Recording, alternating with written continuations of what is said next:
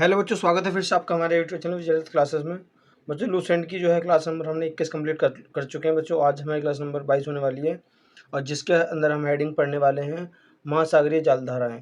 बच्चों महासागरीय जलधाराओं को जानने के लिए हम पढ़ते हैं। इसके अंदर बच्चों 3 तरीके से बांटा गया है इसको। पहला है गर्म जलवायु, दूसरा ठंडी जलवायु और तीसरा बच्चों और ओलियस बल। ठीक है, चलिए बच्चों शुरू करते हैं इस चीज़ को। पहला पॉइंट पढ़ते हैं बच्चों। एक निश्चित दिशा में बहुत दूरी तक महासागरीय जल की एक विशाल जल राशि के प्रवाह को जल सागरीय महासागरीय जलधारा कहते हैं। इनकी काफ़ी दूरी तक जल को बहकर जाने की प्रक्रिया को महासागरीय जलधारा ही कहा जाता है। ठीक है, और महासागरीय जलधारा कहा जाता है। बच्चों यह धारा 2 प्रकार की होती है जलधारा, एक होती है गर्म जलधारा, एक होती है ठंडी जलधारा। ठीक है बच्चों, तो गर्म जलधारा के बारे में जानते हैं। ठीक है, गर्म जलधारा निम्न अक्षांशों में उष्णकटिबंधीयों से उच्च समशीतोष्ण और ध्रुवीय कटिबंधीयों की ओर बहने वाली जलधाराओं को गर्म धारा कहते हैं। ये प्रय मुख्यतः भूमध्य रेखा से ध्रुवों की ओर चलती है। इसके जल का तापमान गर्म मार्ग से आने वाले जल के तापमान से अधिक होता है। मतलब कि जो जल मार्ग का होता है वो काफ़ी गर्म होता है। ठीक है, आगे बढ़ते हैं बच्चों। ये धाराएं किन क्षेत्रों में चलती हैं वहाँ का तापमान बढ़ा देती हैं। ठीक है, यह धाराएं जहाँ चलती हैं वहाँ का तापमान बढ़ा देती हैं। अगला पॉइंट पढ़ते हैं बच्चों, ठंडी जलधारा। उच्च अक्षांशों से निम्न अक्षांशों की ओर बहने वाली जलधारा को ठंडी जलधारा कहते हैं। ये प्राय ध्रुवों के मध्य रेखा की ओर चलती है। इसके जल का तापमान रास्ते में आने वाले जल के तापमान से कम होता है। अतः ये जलधाराएं निम्न क्षेत्रों में चलती हैं। यहाँ का तापमान ठंडा तापमान घटा देती है। ठीक है बच्चों, अगला पॉइंट पढ़ते हैं इसके अंदर। उत्तरी गोलार्ध की जलधाराएं अपनी दाईं ओर तथा दक्षिणी गोलार्ध की जलधाराएं अपनी बाईं ओर प्रवाह होती हैं और यह ओरियोलिस बल के प्रभाव से होती है। ठीक है बच्चों, आगे बढ़ते हैं। महासागरीय जलधाराओं के संरक्षण की सामान्य अव्यवस्था का एकमात्र प्रसिद्ध आपवा हिंद महासागर के उत्तरी भाग में पाई जाता है। ठीक है, यह भाग में धारा के प्रवाह की दिशा मानसूनी पवन की दिशा के साथ बदल जाती है। गर्म जलधारा ठंडे महासागरों की ओर, ठंडी जलधारा गर्म सागर की ओर बहने लगती है। यानी कि जो गर्म जलधारा है बच्चों वो ठंडी जलधारा की ओर बहने लगती है। आगे पढ़ते हैं बच्चों। हिंद महासागर की गर्म व स्थायी जलधाराएं। ठीक है बच्चों, हिंद महासागर के अंदर जो जलधाराएं हैं उनके बारे में जाते हैं बच्चों। जो ठंडी जलधारा है वो पश्चिम ऑस्ट्रेलिया की जलधारा होती है और जो ठंडी जलधारा है वो दक्षिण विषुवत रेखा जलधारा पर चलती है और मेजबाबिक की जलधारा एवं अहुगुलहास की जलधारा है। ठीक है, जो नोट में पढ़ते हैं। हिंद महासागर की ग्रीष्मकालीन मानसून की जलधारा गर्म एवं परिवर्तनशील जलधारा है।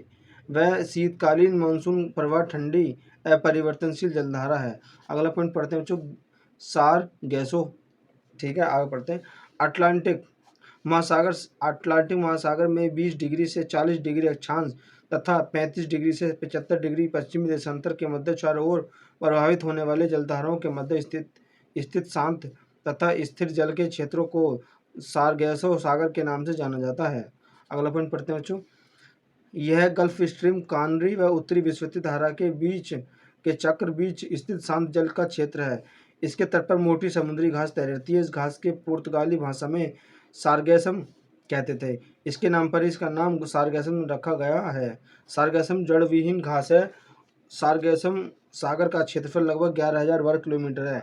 यह अटलांटिक की सर्वाधिक लवणता इसमें जो 37% और औसत वार्षिक तापमान जो बच्चों 26 डिग्री सेल्सियस मिलता है। ठीक है, आगे पढ़ते हैं बच्चों। आगे देखते हैं ज्वार भाटा के बारे में। चंद्रमा या सूर्य की आकर्षण शक्तियों के कारण सागरीय जल के ऊपर उठने तथा गिरने को ज्वार भाटा कहा जाता है। ठीक है, सागरीय जल के ऊपर उठकर आगे बढ़ने को ज्वार तथा सागरीय जल के नीचे गिरकर पीछे लौटने को भाटा कहा जाता है। ठीक है बच्चों, आगे पॉइंट जिसमें देखते हैं क्या होता है। महासागरों और समुद्रों में ज्वार भाटा के उत्तरदायी कारक हैं। जो किसकी वजह से ज्वार भाटा जो है महासागरों में आता है, तो वो कारण जानते हैं कौन कौन से कारण हैं। तो पहला कारण बच्चों सूर्य का गुरुत्वाकर्षण बल है, जिसके कारण जो है ज्वार भाटा आता है। दूसरा कारण समुद्र का गुरुत्वीय बल एवं और तीसरा बच्चों पृथ्वी का अपकेंद्रीय बल। बच्चों इन तीनों कारणों की वजह से जो है ज्वार भाटा आता है समुद्र में। समुद्र का ज्वार उत्पादन बल सूर्य की अपेक्षा दुगुना होता है, यह क्योंकि यह सूर्य की तुलना में पृथ्वी के अधिक निकट है। अगला पॉइंट पढ़ते हैं। अमावस्या और पूर्णिमा के दिन चंद्रमा एवं सूर्य पृथ्वी एक सीध में होते हैं। अंत इस दिन उच्च ज्वार उत्पन्न होता है, यानी महीनों में 2 बार उच्च ज्वार आता है। अगला पॉइंट पढ़ते हैं इसके अंदर।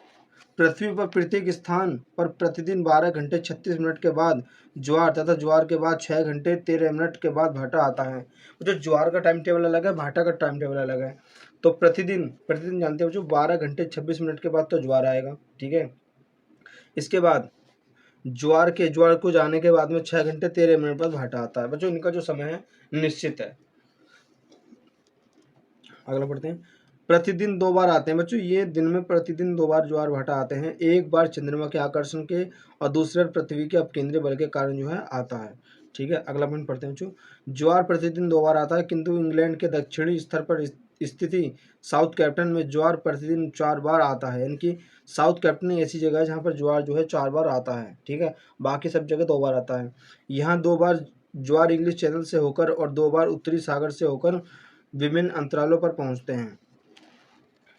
आगे पॉइंट पढ़ते हैं बच्चों। विश्व का सबसे ऊंचा ज्वार भाटा जो कनाडा के नोवास्कोशिया में स्थित है, जो कि फांडी की खाड़ी में आता है। ज्वारीय उभार की उच्चतम ऊंचाई 15 से 16 मीटर के बीच होती है, क्योंकि वहाँ पर 2 उच्च ज्वार तथा 2 निम्न ज्वार प्रतिदिन आते हैं, ठीक है बच्चों। ये तो था ज्वार भाटा के बारे में। और आप पढ़ते हैं हेडिंग हमारी कौन सी होने वाली है, वायुमंडल के बारे में, ठीक है। पृथ्वी को चारों ओर घेरे हुए वायु के विस्तृत फैलाव के वायुमंडल कहा जाता है। इनके पृथ्वी के चारों तरफ जो भी घिरा हुआ है बच्चों, घिरा हुआ फैलाव है, उसको जो है वायुमंडल कहा जाता है।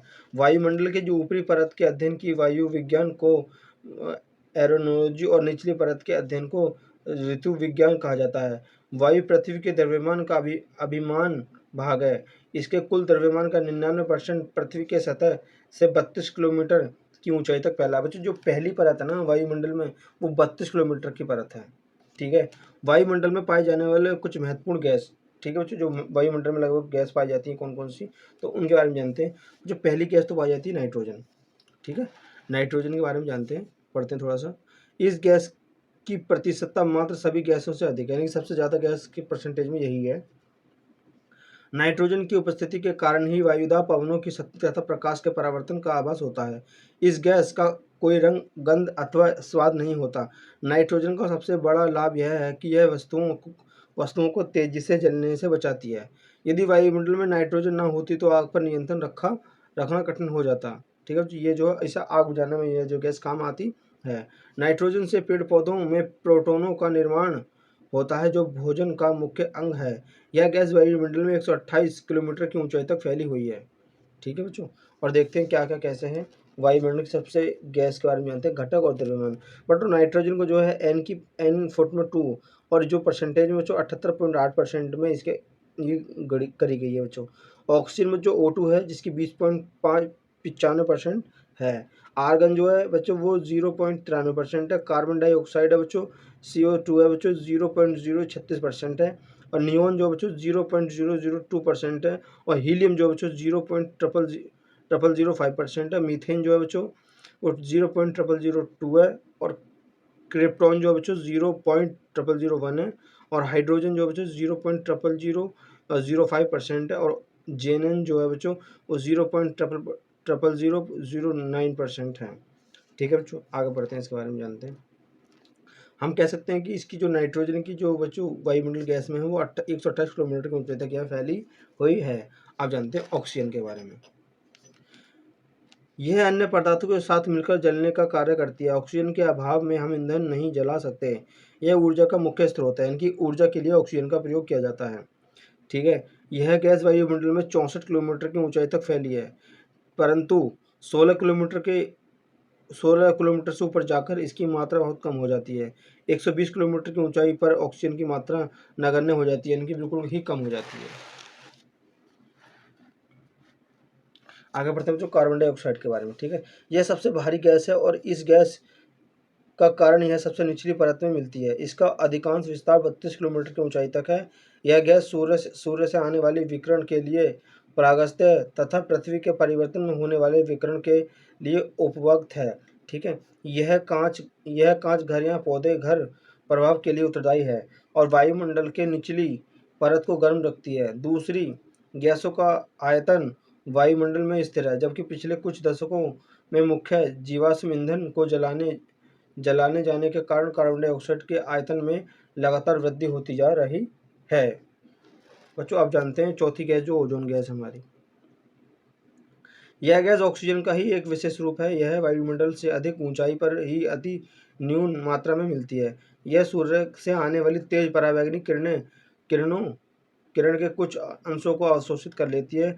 यह 10 से 50 किलोमीटर की ऊंचाई तक केंद्रित है। वायुमंडल में ओजोन गैस की मात्रा में कमी होने से सूर्य की पराबैंगनी किरणें अधिक मात्रा में पृथ्वी पर पहुंचकर कैंसर जैसी भयानक बीमारियां फैला सकती है। ठीक है बच्चों, आगे देखते हैं पांचवें में जलवाष्प। वायुमंडल में जलवाष्प सबसे अधिक परिवर्तनशील तथा आसमान वितरण वाली गैस है। यह ऊंचाई के साथ साथ घटती जाती है। यह 90 किलोमीटर की ऊंचाई तक पाई जाती है। वायुमंडल के संपूर्ण जलवाष्प पर 90% भाग 8 किलोमीटर की ऊंचाई तक सीमित है। इसके संघनन होने का कारण बादल, वर्षा, कोहरा, ओस, तुषार, हिम आदि का निर्माण होता है। इसके कारण विभिन्न प्रकार के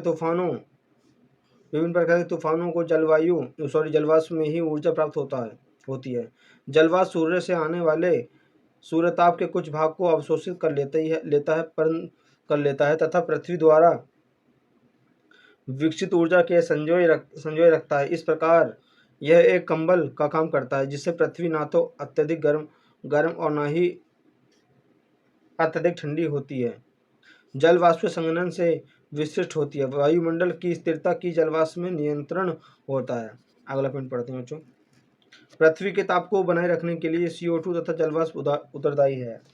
जलवाष्प बनाने के लिए आकाश का रंग नीला क्यों दिखाई पड़ता है बच्चों? तो आकाश का जो रंग नीला है वो जो धूल के कण के कारण दिखाई देता है। वायुमंडल की संरचना पढ़ते हैं। वायुमंडल में निम्न परतों में बांटा गया है वायुमंडल को। सबसे पहले बच्चों वायुमंडल में क्षोभ मंडल है। ठीक है, पहली परत जो है यह वायुमंडल का सबसे नीचे वाली परत है। इसकी ऊंचाई सतह से लगभग 18 किलोमीटर है, जो ध्रुवों पर 8 किलोमीटर व विषुवत रेखा पर 18 किलोमीटर है। क्षोभ मंडल के तापमान की गिरावट की प्रतिदर 165 मीटर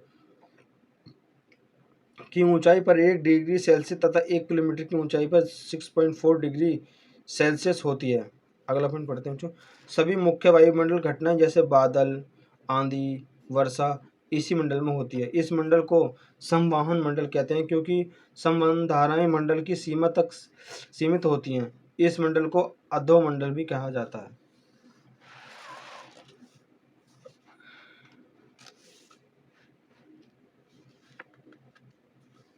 आगे बढ़ते हैं बच्चों, ये वाला पॉइंट जैविक क्रिया के लिए सबसे महत्वपूर्ण संतर है। अगला पॉइंट है क्षोभ मंडल और समताप मंडल को अलग करने वाले भाग को क्षोभ सीमा कहते हैं। विषुवतीय वृत्त के ऊपर क्षोभ सीमा में हवा का तापमान 80 डिग्री सेल्सियस और ध्रुव के ऊपर -45 डिग्री सेल्सियस होता है। यह तापमान स्थिर होने के कारण इसे क्षोभीय सीमा कहा जाता है। आगे बढ़ते हैं जो समताप मंडल 50 किलोमीटर की ऊंचाई तक है और समताप मंडल की मोटाई ध्रुव पर सबसे अधिक होती है। कभी कभी विषुवतीय रेखा पर इसका लोप हो जाता है।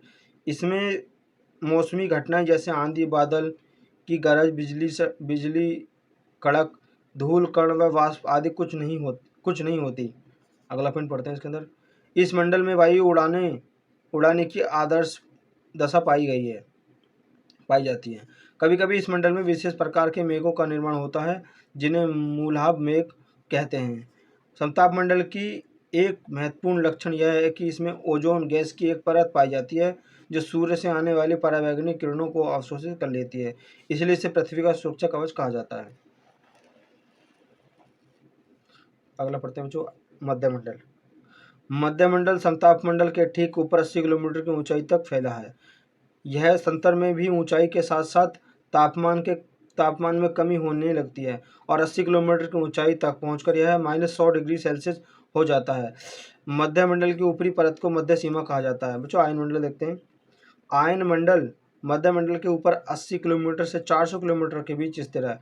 इसमें विषुवतीय ओवेसी आवेशित कण पाए जाते हैं जिसमें आयन कहते हैं इस तथा इसलिए इसे आयन मंडल के नाम से भी जाना जाता है। अगला पढ़ते हैं बच्चों ब्रह्मण मंडल।